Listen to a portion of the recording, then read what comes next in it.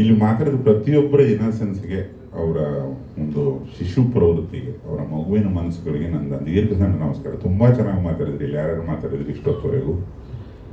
ಅಂದರೆ ಮಾತು ನಾವು ಬೇಕಂತ ನಗಿಸೋಕೆ ಹೋದರೆ ನಗು ಬರಲ್ಲ, ಅದು ತಾನಾಗೇ ನಗಿಸ್ಬೇಕು. ಅಂಥವ್ರು ಒಂದು 20-30 ಜನನ ಮೇಂಟೈನ್ ಮಾಡಿದಂಥ ಅಮೂಲ್ಯಗೆ ಒಂದು ದೊಡ್ಡ ನಮಸ್ಕಾರ ಇವತ್ತು. ಭಾಳ ಮಜಾ ತೊಗೊಂಡಿದ್ದು, ನನಗೆ ಗೊತ್ತಾಯ್ತು ಅದು ಡೈರೆಕ್ಟ್ರ್ ಯಾವಾಗ ಮಜಾ ತೊಗೊಂಡ್ಬಿಡುತ್ತೆ ನಮ್ಮ ಫಿಲ್ಮ್ ಮೇಕಿಂಗ್ದು, ಅದು ನೋಡ್ಬೇಕಾದ್ರೂ ಅಷ್ಟೇ ಮಜಾ ಬರುತ್ತೆ ಅನ್ನೋದಕ್ಕೆ ಉಡಾಳನೇ ಉದಾಹರಣೆ. ನೀವು ಉಡಾಳ ಅಂತ ನನಗೂ ಅಂದ್ರಿ ನೀವು, ಅಥವಾ ಎಲ್ಲರೂ ಮೈಕ್ ಇಟ್ಕೊಂಡು ಎಲ್ಲ ಭಟ್ರು ದೊಡ್ಡ ಉಡಾಳ ಅಂತಲೇ ಹೇಳ್ತಿದ್ರು. ನನಗೆ ನಾನು ಉತ್ತರ ಕನ್ನಡದಲ್ಲಿದ್ದಾಗ ಒಬ್ಬ ಈ ದೊಡ್ಡ ಉಡಾಳ ಒಂದು ಉದಾಹರಣೆ ಥರ ಒಬ್ಬ ಸ್ನೇಹಿತ ಇದೆ ನನಗೆ. ಅವನೊಂದು ಸಣ್ಣ ಕಥೆ ಹೇಳ್ಬಿಟ್ಟು ಮಾತು ಶುರು ಮಾಡೋಣ ಅಂತ. ಅವನ ಹೆಸರು, ಅವನ ಸರ್ನೇಮು ಪಾಟೀಲ್, ಹೆಸರು ಹೇಳೋದಿಲ್ಲ ನಾನು.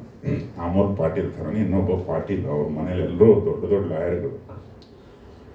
ಒಂದು ಸತಿ ಈ ಮನಸ ಟೈಮು ಪ್ರಮೋಷನಿಗೆ ಹೋಗಿದ್ದೆ ಉತ್ತರ ಕರ್ನಾಟಕ.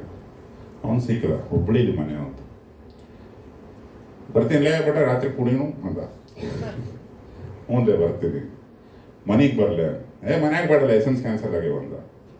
ದೊಡ್ಡ ಮನೆ ಒಂದು, ಯಾಕಲೆ ದೊಡ್ಡ ಮನೆ ಇರ್ತಾರೆ, ಮನೆಗೆ ಕೂತ್ಕೊಂಡು ಆರಾಮಾಗಿ ಕುಡಿಬೋದಲ್ಲ.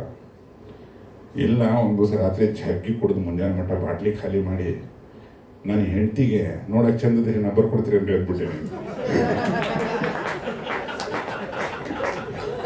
ಅವನು ಸ್ವಂತ ಮನೇಲಿ ಅವನಿಗೆ ಡೂ ಅಂತಲೇ ನಾವು ದೊಡ್ಡ ಉಡಾಳ ಅಂತ. ಈಗಲೂ ಇದ್ದಾನೆ ಅವನು, ತುಂಬ ದೊಡ್ಡ ಲಾಯರ್, ಅದಕ್ಕೆ ಹೆಸರು ಹೇಳೋಕ್ಕೆ ಇಷ್ಟಪಡೋಣ. ಇಂಥ ಸಹಸ್ರಾರು ಉದಾಹರಣೆಗಳು, ಉಡಾಳಗಿರಿಯ ಸ್ಯಾಂಪಲ್ಗಳು ಸಿಗಬೇಕಂದ್ರೆ ಅಲ್ಲಿ, ಯಾಕಂದರೆ ಆ ಮಟ್ಟದ ಒಂದು ಜೀವಂತಿಕೆ ಐತಲ್ಲಿ, ಹುಟ್ಟಿ ಹರಿತೈತೆ, ನಾಡಿಗೆ ಹರಿತೈತೆ. ನಮ್ಮ ಹೆಣ್ಣಿಗೆ ಗೊತ್ತು, ಅವನು ನೋಡಿದ್ರೆ ಒಬ್ಬ ಉಡಾಳ ಕಾಣಿಸ್ತಾನೆ. ಆಮೇಲೆ ಯಶ್ವಿಕ ಅವ್ರಿಗೆ ಇಬ್ಬರಿಗೂ ನನ್ನ ಧನ್ಯವಾದ. ದೊಡ್ಡ ಉಡಾಳಿ ಇಬ್ಬರು ಬಂದಿರಿ.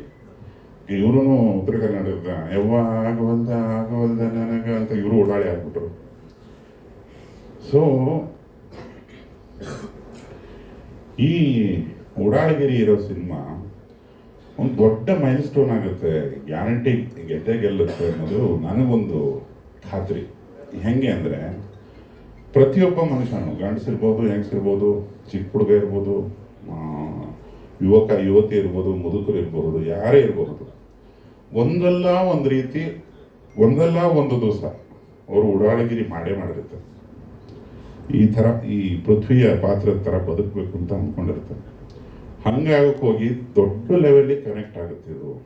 ಯಾಕಂದರೆ ನಗುಗೆ ಒಂದು ಭಾಷೆ ಇಲ್ಲ. ನಗಿಸ್ತಾ ಹೋಗ್ತಾನೆ. ಅಮೋಲ್ ಅಂದರೆ ಡೈರೆಕ್ಟರ್ದೊಂದು ನಗರಿ, ನಾನು ನಗಿಸ್ತಾ ಇದ್ದೀನಿ ನಗರಿ ಅನ್ನೋ ಒಂದು ಕಮಿಟ್ಮೆಂಟ್ ಇದೆಯಲ್ಲ ಒಂದು ಡೈರೆಕ್ಟರ್ದು, ಅದು ಪ್ರತಿ ಫ್ರೇಮಲ್ಲೂ ಕಾಣಿಸ್ತಾ ಹೋಗುತ್ತೆ.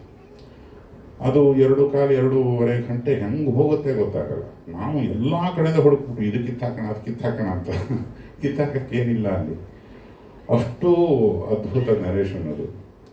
ಹಂಗಾಗಕ್ಕೆ ಹೋಗಿ ನನಗೆ ಒಂದು ದೃಢವಾದ ವಿಶ್ವಾಸ. ಮತ್ತು ಈ ಗೆಲುವನ್ನು ನಾವು ತುಂಬ ಸತಿ ಪ್ಲ್ಯಾನ್ ಮಾಡ್ಕೊಂಡು ಹೋಗ್ತೀವಿ. ಈ ಟ್ರೈಲರ್ ಹಿಂಗೆ ಆಗಬೇಕು, ಟೀಸರ್ ಹಿಂಗೆ ಆಗಬೇಕು, ಹಾಡು ಹಿಂಗೆ ಆಗಬೇಕು ಅಂತೆಲ್ಲ ನಮ್ದೇನೇನೋ ಪ್ಲ್ಯಾನ್ ಇರ್ತಾರೆ. ಅವು ಯಾವ ಪ್ಲ್ಯಾನಿಗೂ ಬಗ್ಲಿಲ್ಲ ಈ ಸಿನಿಮಾ.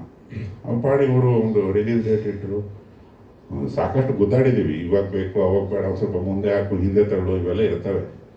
ಅದೆಲ್ಲ ಮೀರಿನೂ ಅವರು ಇಟ್ಟ ಡೇಟಿಗೆ ಅವರು ಒಂದೊಂದೇ ಪೀಸಸ್ನ ಬಿಡ್ತಾ ಬಂದರು. ಮೊದಲೊಂದು ಟೀಸರ್ ಬಿಟ್ಟ ಆಡ್ಕೊಂಡ್ಬಿಡ್ತು, ಒಂದು ಹಾಡು ಬಿಟ್ಟರು ಆಡ್ಕೊಂಡ್ಬಿಡ್ತು, ಇವಾಗ ಟ್ರೈಲರ್ ಬಿಡ್ತಾರೆ.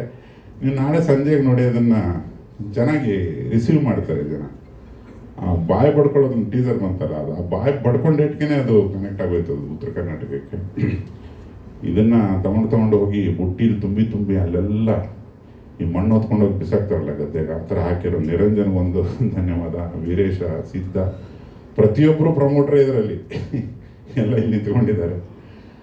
ಇಡೀ ಅವರು ಒದ್ದಾಡ್ತಿರೋದು ನೋಡಿ. ನನಗೆ ಪೃಥ್ವಿಯ ಪಾತ್ರ ಅದೂ ಅಷ್ಟೇ. ನಾನು ವೈಯಕ್ತಿಕವಾಗಿ ರಿಹರ್ಸಲ್ಸ್ ಕೂತಿದ್ದೆ, ಡೈಲಾಗ್ ಪೇಪರ್ಸ್ ಇಟ್ಕೊಂಡು. ಹಂಗಲ್ಲ, ಅದು ಮನಸ್ಸಿಂದ ಮಾಡು. ನನಗೆ ಬರ್ತೈತಿ ಅಂದ್ಕೊಂಡ ತಕ್ಷಣ ನಿನಗೆಲ್ಲ ಮರೆತು ಹೋಗ್ತದೆ. ಇದು ಹಂಗಲ್ಲ, ಅದು ಹಿಂಗೆ ಮಾಡು. ಅವನು ಯಾಕಂದರೆ ದಾವಣಗೆರೆ ಅವನು ಅರ್ಧಮರ್ಧ ಹುಬ್ಬಳ್ಳಿ ಧಾರವಾಡ ಬರುತ್ತೆ, ಅವರಿಗೂ ಅಷ್ಟೇ ತಂದೆ ತಾಯಿಗೆಲ್ಲ ಒಂದು ತಕ್ಕ ಮಟ್ಟಿಗೆ ಉತ್ತರ ಕರ್ನಾಟಕ ಬರುತ್ತೆ. ಅದನ್ನು ಹೆಂಗೆ ರಕ್ತಕ್ಕೆ ಹಾಕ್ಕೊಂಡ ಅಂದರೆ ಆ ಒಂದು 15-20 ದಿವಸ ಮಾಡಿರ್ಬೋದು ರಿಹರ್ಸಲ್ಲು, ಅಥವಾ ಜಾಸ್ತಿನೇ ತಿಂಗಳು.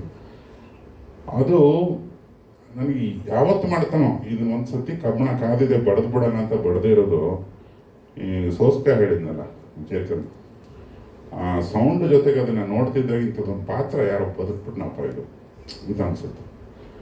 ಅಲ್ಲಿ ಇನ್ನಷ್ಟು ನಂಬಿಕೆ ಬರುತ್ತೆ ಸಿನಿಮಾ ಮೇಲೆ. ಯಾಕಂದರೆ 20 ಚಿಲ್ಲರೆ ವಯಸ್ಸಿನ ಹುಡುಗರು ತೀರಾ ಕಡಿಮೆ ಇವತ್ತು ಉದ್ಯಮದಲ್ಲಿ ಅಥವಾ ಇಂಡಸ್ಟ್ರಿಯಲ್ಲಿ ಇದ್ದಾರೆ. ತುಂಬ ಜನ ಇದ್ದಾರೆ, ತುಂಬ ಜನ ಟ್ಯಾಲೆಂಟೆಡ್ಗಳನ್ನು ನಾನೇ ಸ್ವತಃ ನೋಡಿದ್ದೀನಿ. ಬಟ್ ಈ 20 ಚಿಲ್ಲರೆ ಈ ಜಸ್ಟ್ 20 ಅಕ್ಕಪಕ್ಕ ಇದೆ. ನಾವು 20 ಮುಗಿಸಿ 6 ತಿಂಗಳ ಎಷ್ಟು ವಯಸ್ಸಿನ ಸಪೋರ್ಟ್ ಇದೆ, ಮತ್ತು ಆ ಒಂದು ಟ್ಯಾಲೆಂಟು, ಆ ಡೈಲೆಕ್ಟ್ ಮೇಲಿನ ಹಿಡ್ತ, ಮಾಡ್ತೀನಿ ಕುಣಿತ, ಅಸಾಧಾರಣ ಕುಣಿತ ಇದೆ, ಕುಣಿಯೋದು ಕಲ್ತಿದ್ದಾನೆ. ಇವೆಲ್ಲವೂ ಸೇರಿದ್ರೆ 20 ಚಿಲ್ಲರೆ ವಯಸ್ಸಿನ ಒಬ್ಬ ದೊಡ್ಡ ರಾಯಭಾರಿ ಆಗಿಬಿಡ್ತಾನೆ ಅನ್ನೋ ಒಂದು ದೃಢ ನಂಬಿಕೆ ನನಗೆ. ಯಾಕಂದರೆ ಒಬ್ಬ ನಾಯಕ ನಟ ಬದುಕ್ತಾ ಅಂದರೆ ಇಲ್ಲಿರೋರು ಎಲ್ಲರೂ ಸಿನಿಮಾ ಮಾಡ್ಕೊಂಡು ಹೆಂಗೆ ಬದುಕ್ಬಿಡೋದು ಹಂಗಿದೆ. ದೊಡ್ಡ ದೊಡ್ಡ ಸಿನಿಮಾಗಳೆಲ್ಲ 1 ವರ್ಷ 2 ವರ್ಷ 3 ವರ್ಷ, ಕೆಲವೊಂದು 5 ವರ್ಷ ತಗೋತಿದ್ದಾರೆ. ಒಂದು ರನ್ ತೆಕ್ಕೊಡೋರಿಲ್ಲ, ಒಬ್ಬೊಬ್ಬರೇ ಬ್ಯಾಟಿಂಗ್ ಆಡೋಕ್ಕಾಗಲ್ಲ 5-5 ವರ್ಷ. ಥಿಯೇಟರ್ಗಳ ಸಮಸ್ಯೆ ಎಲ್ಲದಕ್ಕೂ ಉತ್ತರನೇ 20 ಚಿಲ್ಲರೆ ವಯಸ್ಸಿನ ಒಂದು 2, 3, 4 ಜನ ಬರಬೇಕು ತುಂಬ ತುರ್ತಾಗಿ. ಅವರ ಎಲ್ಲರ ಪ್ರತಿನಿಧಿ ಆಗಲಿ ಅನ್ನೋದು ನನ್ನ ಒಬ್ಬ ಕನ್ನಡಿಗನಾಗಿ ನಿಮಗೆ ಒಂದು ಹಾರೈಕೆ ಕಾಣುತ್ತೆ. ತುಂಬ ದೊಡ್ಡ ಮಟ್ಟದ ಸ್ಟಾರ್ ಆಗುವ ಮೊದಲನೇ ಹೆಜ್ಜೆಗಳನ್ನು ತುಂಬ ಸರಿಯಾಗಿ ಇಡ್ತಾ ಇದ್ದಾನೆ. ಇನ್ನು ಅವನನ್ನು ನಾಯಕ ನಟನನ್ನಾಗಿ ಮಾಡ್ತೀನಿ ಅಂತ ಕಚ್ಚೆ ಕಟ್ಟಿ ಕೊಡವಿ ಕಟ್ಕೊಂಡು ನಿಂತಿದ್ದಾರೆ. ಈ ತಂದೆ ತಾಯಿಗೆ ಒಂದು ದೇವಿ ಹಣ್ಣು ನಮಸ್ಕಾರ. ನಾನು ಮಾಸ್ತರ್ ಅಂತಲೇ ಕರೆಯೋದು, ಹೇಳಿ ಕೇಳಿ ಮೇಷ್ಟ್ರು. ಸೊ ಎಲ್ಲವೂ ಕೂಡಿ ಬಂದು ಈಗ ನವೆಂಬರ್ 14ಕ್ಕೆ ರಿಲೀಸು. ಇನ್ನು ನಾನು ಧನ್ಯವಾದ ಹೇಳಬೇಕು ತುಂಬ ಪ್ರತಿಯೊಬ್ಬ ನಟರನ್ನು ಏನೋ ಕಾಂಟ್ರಿಬ್ಯೂಟ್ ಮಾಡಿರೋದು ಗೊತ್ತಾಗಬೇಕಲ್ಲಿ ಅಂತ ಯಾವಾಗಲೂ ಪಡ್ಕೊತಿರ್ತೀನಿ. ನನ್ನ ಜೊತೆ ಕೆಲಸ ಮಾಡೋರಿಗೆ ಪ್ರತಿಯೊಬ್ಬರ ಕಾಂಟ್ರಿಬ್ಯೂಷನನ್ನು ಹೊರಗೆ ತೆಗೆಸಿದ್ದಾನೆ ಅಮೋಲ್. ಈ ನವೆಂಬರ್ 14 ಚಿತ್ರದ ರಿಲೀಸ್ ಆದರೆ ಅಮೋಲ್ ಬಗ್ಗೆ ಒಂದು ವಿಷಯ ಹೇಳಬೇಕು. ನಾನು ಇಲ್ಲಿ ಅವ್ರ ತಾಯಿನೂ ಬಂದಿದ್ದಾರೆ. ನನ್ನ ತುಂಬ ಪ್ರೀತಿಯ ಗೆಳೆಯ ಅಮೋಲ್. ನನ್ನ ಹಲವಾರು ಕಥೆಗಳಲ್ಲಿ ಕೂತಿದ್ದಾನೆ, ಹೋರಾಡಿದ್ದಾನೆ, ಒದ್ದಾಡಿದ್ದಾನೆ, ಗುದ್ದಾಡಿದ್ದಾನೆ.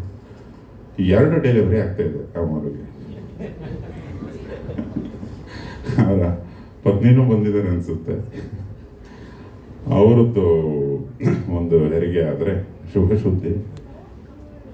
ಮನೆ ಒಳಗಡೆ ಒಂದು, ಮನೆ ಆಚೆ ಊಡಾಳ ಹೆರಿಗೆ. ನೀವೇನು ಪ್ರೀತಿಯಿಂದ ಬೇರೆ ಹೆಸರು ಕರೀತೀರಂತ 2 ಶೂಟಿಂಗ್ ಮಾಡಿದ್ರ ಪರಿಣಾಮವಾಗಿ ಹಿಂಗಾಗಿದೆ ಅಮ್ಮನಿಗೆ. 2 ರೀತಿಯಲ್ಲೂ ಶುಭಾಶಯ. ಒಬ್ಬ ಗೆಳೆಯನಾಗಿ, ಒಬ್ಬ ಮನೆ ಹುಡುಗ ಆದ್ದರಿಂದ ಅದನ್ನೇ ಹೇಳಬೇಕು ಅಂತ ಅನ್ನಿಸ್ತು ನನಗೆ. ಅವ್ರು ಕಣ್ಣಿಗೆ ಬಿದ್ದರು, ಅದಕ್ಕೆ ಹೇಳಿದ್ರಿ. ಇನ್ನು ನವೆಂಬರ್ 14ಕ್ಕೆ ಉತ್ತರ ಕರ್ನಾಟಕದಿಂದ ರಾಜ್ಯವ್ಯಾಪಿ ತುಂಬ ದೊಡ್ಡ ಮಟ್ಟದ ಅಲೆ ಎಬ್ಬಿಸ್ಬೇಕಾದ್ರೆ ನಾವಲ್ಲ, ಅದು ಜನತೆ ಕೈಲಿದೆ, ಮಾಧ್ಯಮದವ್ರ ಕೈಲಿದೆ. ನಮ್ಮ ಹಲವಾರು ಪ್ರಯತ್ನಗಳನ್ನು ತೀಡಿ ಸರಿ ತಪ್ಪು ತಿದ್ದವರೆಲ್ಲ ಇದ್ದೀರಿ ಈ ಮಾಧ್ಯಮದವರು. ಇದು ತುಂಬ ಅಚ್ಚುಮೆಚ್ಚಿನ ಚಿತ್ರ ಆಗಿ ಕನ್ನಡ ಮಂದಿಗೆ ನೀವೇ ತಲುಪಿಸ್ಬೇಕು.